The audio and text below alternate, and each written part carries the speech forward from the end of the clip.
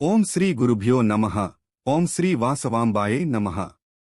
ఆర్యవైశ్యుల కులదైవం సాక్షాత్తు ఆ పరాశక్తి స్వరూపమైన శ్రీ వాసవి కన్యకా పరమేశ్వరి దేవి జన్మ వృత్తాంతం గురించి మీకు తెలుసా? కలియుగంలో శ్రీ వాసవి కన్యకా పరమేశ్వరిగా ఇప్పుడు ఎలా అవతరించింది? ఈ రోజు మనం ఆర్యవైశ్యుల ఇలవేల్పు సాక్షాత్తు పరాశక్తి స్వరూపమైన కన్యకా పరమేశ్వరి అమ్మవారి పరమ పవిత్రమైన పూర్వగాథను ఈరోజు ఈ వీడియోలో తెలుసుకుందాం. చాలా కాలం క్రితం పవిత్రమైన గోదావరి నదీ తీరంలో సాలంకాయన మహర్షి నివసించేవారు. ఒకరోజు మణిగుప్తుడు అనే వైశ్యోత్తముడు తన బంధుమిత్రులతో కలిసి కాశీ, గయ వంటి పుణ్యక్షేత్రాలన్నీ దర్శించుకుని చివరకు గోదావరి తీరాన చేరుకుని స్నానమాచరించి సమీపమునందుగల ఆ మహర్షిని దర్శించుకున్నారు. ఆ సమయంలో వారు మహర్షిని ఒక కోరిక కోరారు. ఓ మహాత్మా, మా వైశ్య వంశం ధన్యమయ్యేలా మా వంశంలో ఆ పరాశక్తి వాసవి కన్యకగా ఎలా జన్మించిందో మాకు వివరించండి అని ప్రార్థించారు. అప్పుడు సాలంకాయన మహర్షి ఆ జగన్మాత వైభవాన్ని ఇలా వివరించారు. అమ్మవారి అవతార విశిష్టత. కృతయుగంలో శుంభ నిశుంభులను సంహరించిన మహిషాసుర మర్దినిగా, త్రేతాయుగంలో రేణుకాదేవిగా, ద్వాపరయుగంలో కంస సంహారానికి కారకురాలైన మాయాదేవిగా వెలసిన ఆ శక్తి ఈ కలియుగంలో ఇచ్ఛాశక్తి, క్రియాశక్తి, జ్ఞానశక్తి స్వరూపిణిగా వాసవి కన్యకా పరమేశ్వరిగా అవతరించింది. పిలిస్తే పలికే దైవంగా, భక్తుల కష్టాలు తీర్చే కల్పవల్లిగా ఆర్యవైశ్య వంశాన్ని పునీతం చేసింది. సాలంకాయన మహర్షి చెప్పడం ప్రారంభించాడు. ఆ జగన్మాత గురించి వైశ్య మహర్షులంతా ఎంతో భక్తిగా, ఆసక్తిగా వినసాగారు. ఓం శ్రీ వాసవాంబాయే నమః. శ్రీ వాసవి కన్యకాపరమేశ్వరీ దేవి పూర్వ చరిత్ర. భగవంతుని ఊరువుల నుండి ఉద్భవించి ఆర్యవైశ్యులుగా ప్రసిద్ధి చెందిన పుణ్యమూర్తుల కథ ఇది. కృతయుగంలో కైలాస ప్రాంతంలోని మహాగిరి అనే నగరాన్ని ఏకఛత్రాధిపత్యంగా పరిపాలిస్తున్న ఆర్యవైశ్యుల వైభవం అనంతం. శంభుశ్రేష్ఠి మరియు సోమకాంతుల. ఆ వంశంలో శంభుశ్రేష్ఠి, సోమకాంతుడు అనే ఇరువురు సోదరులు మూలపురుషులుగా ఉండేవారు. చిన్న వయసులోనే షోడశ కళలు, నవ వ్యాకరణాలు అభ్యసించిన మేధావులు వీరు. ప్రజలను కన్నబిడ్డల వలె పరిపాలిస్తూ శ్రేష్ఠులు అని పేరుగాంచారు. శంభుశ్రేష్ఠికి ప్రభావతితో, సోమకాంతునకు సుశీలాదేవితో అంగరంగ వైభవంగా వివాహాలు జరిగాయి. కాపురానికి వచ్చిన ఆ తోడికోడళ్లు అన్యోన్యంగా మెలుగుతూ ఇల్లాలికి ఉండాల్సిన సకల గుణాలను ప్రదర్శించేవారు. ఆ దంపతులు రాజ్యపాలనతో పాటు కృషి, గోరక్ష, వాణిజ్యములను ధర్మబద్ధంగా నిర్వహిస్తూ శివకేశవ భేదం లేకుండా దైవాన్ని ఆరాధించేవారు. కాని వారి జీవితంలో ఒక వెలితి. వివాహమై చాలా కాలం గడిచినా వారికి సంతాన ప్రాప్తి కలగలేదు. పెద్దల సలహా, నైమిసారణ్య ప్రయాణం. శ్రేష్ఠులారా, మీ చింత మాకు అర్థమైంది. సంతానం కోసం నైమిసారణ్యంలో ఉన్న మహా ఋషీశ్వరులను సేవించండి. వారి ఆశీస్సులతో మీకు తప్పక సంతాన ప్రాప్తి కలుగుతుంది. పెద్దల మాటను శిరసావహించి శంభుశ్రేష్ఠి, సోమకాంతులు దంపతి సమేతంగా ఆశ్వవాహనాలపై నైమిసారణ్యం వైపు ప్రయాణమయ్యారు. నైమిసారణ్య పురాణ విశిష్టత. నైమిసారణ్యం కేవలం ఒక అడవి మాత్రమే కాదు, అది సనాతన ధర్మానికి మూలస్తంభం వంటిది. మను మహారాజు తపస్సు. ప్రథమ మనువు తన భార్య శతరూపాదేవితో కలిసి ఈ ప్రాంతంలో సుమారు 23,000 సంవత్సరాల పాటు కఠోర తపస్సు చేశారని పురాణ కథనం. మానవజాతి ఆవిర్భావానికి, ధర్మస్థాపనకు ఇది వేదికైంది. సనాతన ధర్మం విశ్వసించే 18 పురాణాలు రూపుదిద్దుకున్నది ఇక్కడే. వేదవ్యాస మహర్షి ఈ పవిత్ర భూమిపైనే దీక్షభూని పురాణాలను రచించారు. నైమిసారణ్యం పేరు వెనుక కథ. లోకంలో పెరిగిపోతున్న రాక్షస కృత్యాల నుండి రక్షణ పొందేందుకు, ప్రశాంతంగా తపస్సు చేసుకునేందుకు తగిన చోటు చూపమని ఋషులు విష్ణుమూర్తిని ప్రార్థించారు. అప్పుడు శ్రీమహావిష్ణువు తన సుదర్శన చక్రాన్ని భూలోకానికి పంపారు. ఆ చక్రం ఎక్కడ ఆగుతుందో, నేమి చక్రం అంచు అదే పవిత్ర స్థలమని చెప్పారు. సుదర్శన చక్రం ఒక అరణ్యంలో నిమిష కాలంలో ఆగిపోయింది. అందుకే దీనికి నైమిసారణ్యం అని పేరు వచ్చింది. దధీచి మహర్షి త్యాగం. నైమిసారణ్యానికి సమీపంలోని మిశ్రక్ తీర్థ్ వద్ద ఒక అద్భుత ఘట్టం జరిగింది. వృత్రాసురుడనే రాక్షసుడిని అంతం చేయడానికి దేవేంద్రునికి వజ్రాయుధం అవసరమైంది. లోక కళ్యాణం కోసం దధీచి మహర్షి తన వెన్నెముకనే ఆయుధంగా సమర్పించిన పరమ పవిత్ర స్థలం ఇది. ఇక్కడే మన వైశ్య మూలపురుషులైన శంభుశ్రేష్ఠి, సోమకాంతులు తమ మనోభీష్టాన్ని మహర్షుల ముందు ఉంచారు. మహర్షుల బోధన, యజ్ఞ సంకల్పం. మహర్షులు, వైశ్య శ్రేష్ఠులారా, చింతించకండి. లోక కళ్యాణం కోసం, మీ వంశోద్ధరణ కోసం పుత్రకామేష్టి యాగం నిర్వహించండి. పరమేశ్వరుని కరుణతో మీకు అయోనిజ సంభూతులుగా సంతానం లభిస్తుంది. మహర్షుల ఆజ్ఞతో 44 రోజుల పాటు అహోరాత్రులు దీక్షతో యజ్ఞం ప్రారంభమైంది. నగరమంతా అన్నదానాలతో, వేద మంత్రాలతో పులకించిపోయింది. మహర్షుల ఆగమనం. పూర్ణాహుతి సమయం ఆసన్నమైంది. శంభుశ్రేష్ఠి అశ్వవాహనంపై వెళ్లి 612 మంది మహర్షులను, సోమకాంతుడు గజవాహనంపై వెళ్లి 102 మంది మహర్షులను యజ్ఞవాటికకు ఆహ్వానించారు. మొత్తం 714 మంది తపోధనుల రాకతో ఆ ప్రాంతం దివ్య తేజస్సుతో వెలిగిపోయింది. అయోనిజ శిశువుల ఉద్భవం. ఓ దంపతులారా, సందేహించకండి. పూర్వయుగాల్లో సీతాదేవి, ద్రౌపది అగ్నిభూముల నుండి జన్మించినట్లే ఇప్పుడు మీ పుణ్యఫలంతో, మా తపశ్శక్తితో ఈ అగ్నిగుండం నుండి బిడ్డలు ఉద్భవిస్తారు. ప్రభాత మహర్షి ఆజ్యం సమర్పించగా సూర్యతేజస్సుతో మొదటి శిశువు ఉద్భవించాడు. ఆ బిడ్డకు ప్రభాత మహర్షి మంత్రోపదేశం చేసి దంపతులకు అందించారు. ఆ బిడ్డ వంశమే ప్రభాత ఋషి, ప్రభాతస గోత్రంగా పిలువబడింది. అనంతరం మౌద్గల్య మహర్షి ఆజ్యం పోయగా రెండో శిశువు ఆత్రేయ, కణ్వ, వాల్మీకి, భరద్వాజ ఇలా ఒక్కొక్క మహర్షి ఆజ్యం సమర్పిస్తుంటే అద్భుతంగా 714 మంది అయోనిజ శిశువులు అగ్నిగర్భం నుండి జన్మించారు. అన్నగారికి 612 మంది, తమ్ముడికి 102 మంది బిడ్డలను మహర్షులు అప్పగించారు. ఏ మహర్షి ద్వారా ఏ బిడ్డ జన్మించాడో ఆ మహర్షి పేరునే గోత్రముగా, ఆ మహర్షినే ఋషిగా నామకరణం చేశారు. ఇదే ఆర్యవైశ్యుల 714 గోత్రాల దివ్య చరిత్ర. 714 గోత్రాలతో ఆర్యవైశ్య వంశం సుసంపన్నమైంది. నైమిసారణ్యంలో 714 మంది అయోనిజ శిశువులు దైవాంశ సంభూతులుగా మహర్షుల సంరక్షణలో పెరుగుతున్నారు. ఆర్యవైశ్య వంశం భక్తి పారవస్యంతో వెలిగిపోతోంది. సరిగ్గా అదే సమయంలో శంభుశ్రేష్ఠి సోదరుల బావగారైన హరివల్క శ్రేష్ఠి మనసులో ఒక గొప్ప సంకల్పం కలిగింది. కైలాస యాత్ర, శివయ్య కరుణ.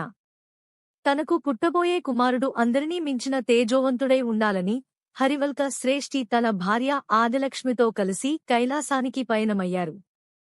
భోళాశంకరుని పాదాలకు సాష్టాంగ నమస్కారం చేశారు. పరమేశ్వరుడు, ఓ పుణ్య దంపతులారా, మీ నిష్కల్మషమైన భక్తికి మెచ్చాను. నా అంశతో మీకు మహాశక్తివంతుడైన పుత్రుడు కలుగుతాడు. తథాస్తు. సుదంతేశ్వరుని జననం, నామకరణం. పరమేశ్వరుని వరంతో ఆదిలక్ష్మి గర్భం పండింది. 10 మాసాల తర్వాత సాక్షాత్తు శివస్వరూపం అన్నట్లుగా ఒక బాలుడు జన్మించాడు. 11వ రోజున జరిగిన బాలసారె వేడుకలో ఆ బాలుని సౌందర్యాన్ని చూసి మహర్షులు పరవశించిపోయారు. మహర్షులు, అత్యంత సుందరంగా ఉన్న ఈ బాలునికి సుదంతేశ్వరుడు అని నామకరణం చేస్తున్నాము. గౌరీదేవికి ఆహ్వానం. హరివల్క శ్రేష్ఠి, అమ్మా పరాశక్తి, నీ వాక్కుతో మాకు సంతాన ప్రాప్తి కలిగింది. మా బిడ్డ నామకరణోత్సవానికి నువ్వే స్వయంగా విచ్చేసి మా తొలి వాయనాన్ని స్వీకరించి మా బిడ్డను ఆశీర్వదించవమ్మా. తమ బిడ్డపై చూపిస్తున్న ఆ దంపతుల భక్తికి గౌరీదేవి ముగ్ధురాలైంది. తన బిడ్డను ఆశీర్వదించడానికి మహాగిరి పట్టణానికి కదిలివచ్చింది ఆ జగన్మాత.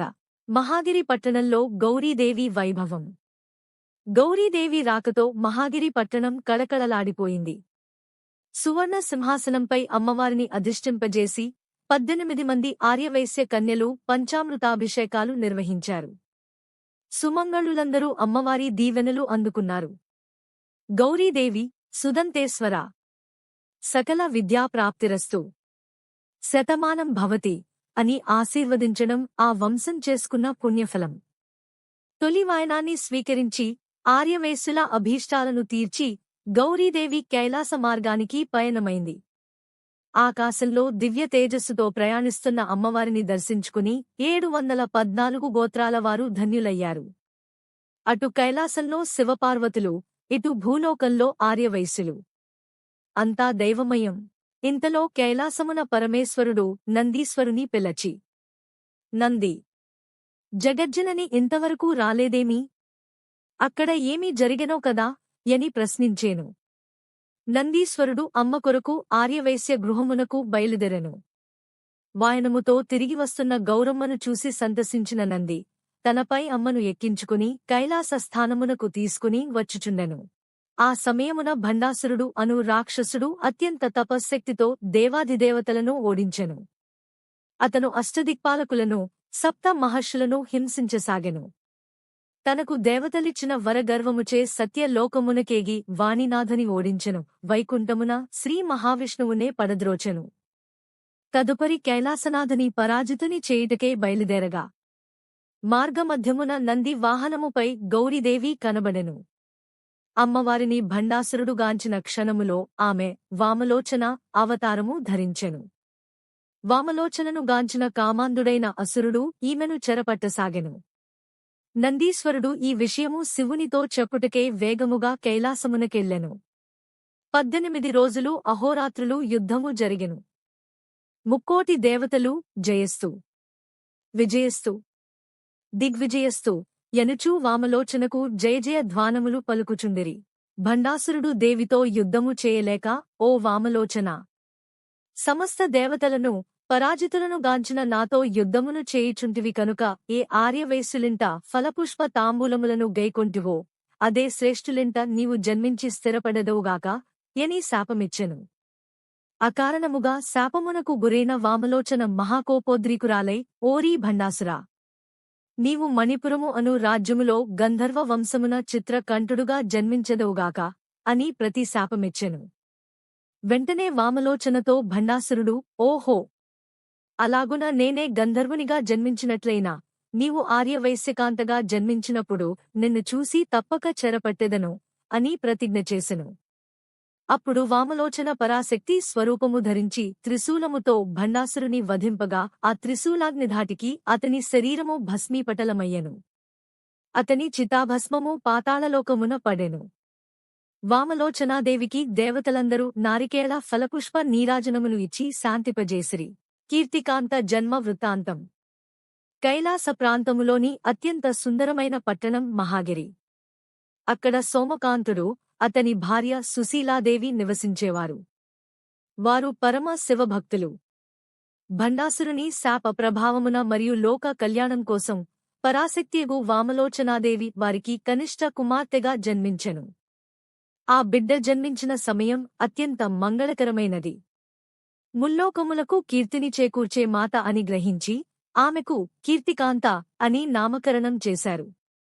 ఆ చిన్నారి పుట్టినప్పటి నుండి మహాగిరి పట్టణం మహాతేజోవంతంగా వెలిగిపోయింది. కీర్తికాంత మహిమలు భక్తుల కొనియాడటం. కీర్తికాంత సాక్షాత్తు పరాశక్తి స్వరూపం కావడంతో మహాతేజో వంతమున వెలుగుచుండెను. పట్టణవాసులు ఆశ్చర్యంతో ఆ బిడ్డను దర్శించడానికి వచ్చుచుండిరి. ఆ తల్లి నుండి ప్రజ్వరిల్లుచున్న కాంతిని దర్శించుచుండగా అక్కడికి వచ్చిన మూగివారికి మాటలు వచ్చుచుండెను. అంధులకు నేత్రములు కనిపించసాగెను. ఈ అద్భుతాలను చూసిన భక్తాదులు అపార కరుణామూర్తియగు గౌరీ అమ్మవారే కీర్తికాంతగా అవతారము ధరించెనని గ్రహించిరి. వారు ఆర్యవైశ్య దంపతులను ఇలా కొనియాడసాగిరి. ఆహా! సోమకాంత సుశీలాదేవిలారా, మీ అదృష్టము జగతిలో ఎవరికీ లభించలేదు. మహర్షీశ్వరుల తపశ్శక్తితో మీకు అయనిజలుగా యోని సంబంధం లేకుండా 714 మంది పురుష బిడ్డలున్నారు. ఇప్పుడు పరాశక్తి స్వరూపమున కీర్తికాంత నామధేయముతో వెలుగుచున్న ఈ స్త్రీ బిడ్డకు మీరు మాతాపితరులై జీవితమును ధన్యత గావించుకునిరి అని స్తుతించిరి.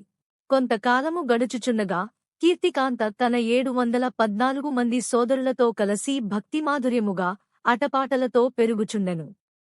షోడశ కళలు నిండిన పూర్ణ చంద్రునివలే ఆ తల్లి దినదిన ప్రవర్ధమానమవుచుండెను. చిన్నప్పటినుంచే కీర్తికాంతకు చిలుకలతోనూ నెమ్మళ్లతోనూ గోవులతోనూ ఆడుకొనుట ప్రీతిపాత్రమైనది. అయితే ఆమె హృదయం ఎప్పుడూ శివునిపైనే ఉండేది. ప్రతినిత్యమూ కీర్తికాంత పరమేశ్వరుని కడుభక్తితో పూజ చేయుచుండెడిది. గంటల తరబడి ధ్యాననిష్టలో నిమగ్నమయ్యేడిది. అయనిజులైన సోదరులకు తల్లిదండ్రులు ఒక శుభ ముహూర్తమున అక్షరాభ్యాసము చేయించి విద్యాభ్యాసమునకే గురుకులమున చేర్చిరి. ఆ బిడ్డలు చతుర్వేదములు, చతుర్దశ విద్యలు, షట్శాస్త్రములు మరియు ఉపనిషత్తులను సశాస్త్రీయముగా అభ్యసించసాగిరి. కాలక్రమమున అందరికీ 18 వర్షప్రాయము, యవ్వనము అంకురించెను. కీర్తికాంత కేవలం శాస్త్రాలే కాదు, తన అన్నలతో కలసి రాజోచితములైన ధనుర్విద్య, ఖడ్గ యుద్ధములు మొదలగు యుద్ధ కళలను పరిపూర్ణముగా నేర్చుకునెను. అలాగే నవవ్యాకరణ పండితురాలయను. గురుతుల్యులు, యుక్త వయస్కురాలైన కీర్తికాంతకు యుద్ధ మెళకువలను, వ్యూహాలను క్షుణ్ణముగా నేర్పి సోమకాంత సుశీలాదేవి దంపతులకు ఒప్పజేపిరి. చక్రవర్తులైన ఆర్యవైశ్య కన్యలకు ఒక ఆచారం కలదు. ప్రతినిత్యము సాయంత్ర సమయమున యువరాణులు తమ చెలికత్తెలను వెంటపెట్టుకుని ఉద్యానవనమునకు వెళ్లేవారు. కీర్తికాంత కూడా అలాగే తన సఖులతో కలసి ఉద్యానవనమునకు వెళ్లి అక్కడ వెలిసియున్న శివకేశవులకు భక్తితో పుష్పపూజ చేయుచుండెడిది. కైలాస ప్రాంతములోని మణిపురం అను నగరమునకు ఏకఛత్రాధిపత్యముగా గంధర్వరాజు చిత్రకంఠుడు పరిపాలన చేయుచుండెను. చిత్రకంఠుడు తన తపశ్శక్తితో అనేకమైన వరములు పొంది ఆ దేవతలను, మహర్షులను నానా హింసలకు గురిచేసేవాడు. కామాంధత్వమున ఎందరో స్త్రీలను చెరపట్టాడు. అతని ఖడ్గానికి ఎందరో ప్రాణాలు విడిచారు. చివరికి అష్టదిక్పాలకులైన అగ్ని, వాయు, కుబేర, వరుణ, యములను సైతం పట్టుకుని బందీలుగా చేసి అష్టకష్టాలు పెట్టసాగాడు. అహంకారంతో అశ్వమెక్కి భీకారణ్యంలో వేటాడుతున్న ఆ గంధర్వుడు విధివశాత్తు కీర్తికాంత ఉన్న వనము వైపుగా వెళ్లాడు. ధ్యానముద్రలో ఉన్న కీర్తికాంతను చూడగానే చిత్రకంఠుని మనసు పాపంతో నిండిపోయింది. ఆహా! ఎవరీ సుందరాంగి! ఊర్వశి, మేనకల కన్నా అద్భుతంగా ఉన్న ఈమెను పొందకపోతే పురుష జన్మ వ్యర్థం అని భావించి ఆమె చెంతకు వెళ్లాడు. కాని అక్కడే ఉన్న చెలికత్తెలు అడ్డుకుని, ఓ చిత్రకంఠ! ఇక్కడ యువరాణి కీర్తికాంత ఏకాంతంగా పరమేశ్వరుని పూజిస్తోంది.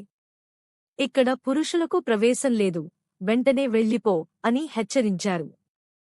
కోపంతో ఊగిపోయిన చిత్రకంఠుడు తన గదతో వారిని చిత్రవధ చేస్తానని భయపెట్టి పంపించివేశాడు. చీకటి పడింది. ధ్యానం పూర్తి చేసుకున్న కీర్తికాంత కళ్ళు తెరిచేసరికి ఎదురుగా కామాంధుడైన చిత్రకంఠుడు తనను పెళ్లాడమని, మణిపురానికి మహారాణిని చేస్తానని ప్రగల్భాలు పలికాడు. అప్పుడు ఆ తల్లి గంభీరంగా ఇలా అంది: ఓరీ చిత్రకంఠ! రాత్రివేళ ఒంటరిగా ఉన్న ఆర్యవైశ్య కాంతను కామంతో చూడటం మహాపాపం. నీ క్షేమం కోరి చెబుతున్నాను. ఈ వాంఛను విడిచి నీ నగరానికి వెళ్ళిపో. కామాంధుడు ఆ ధర్మవచనాలను పెడచెవిన పెట్టాడు. రాజమర్యాదగా రాకపోతే దౌర్జన్యంగా నిన్ను తీసుకెళ్లి వివాహమాడతాను అంటూ ఆ పరాశక్తి హస్తాన్ని పట్టుకోవడానికి ప్రయత్నించాడు. పాపం! కాలం తీరిన ఆ గంధర్వుడికి తెలియదు. తను చేయి వేస్తున్నది సామాన్య స్త్రీపై కాదు, భండాసురుడిని భస్మం చేయగల అగ్నిశిఖపై అని. కీర్తికాంత ఆగ్రహం శాపం.